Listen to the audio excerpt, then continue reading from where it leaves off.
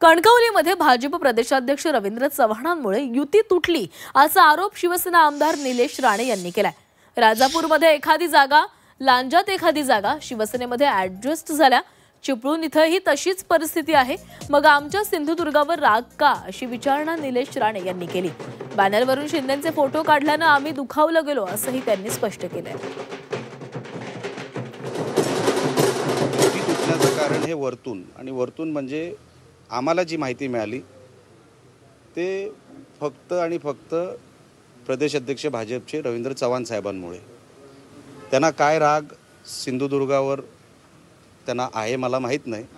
रत्नागिरीत जर तुम्ही परिस्थिती बघितली तर रत्नागिरीमध्ये राजापूरमध्ये एखादी सीट, लांजामध्ये एक सीट, रत्नागिरीमध्ये 4 काय 5 सीट, ते पण 2 शिवसेनेत ॲडजस्ट झाल्या। चिपळूणमध्ये पण तशीच परिस्थिती आहे, सगळीकडे तशी परिस्थिती आहे। मग आमच्या सिंधुदुर्गावर राग का?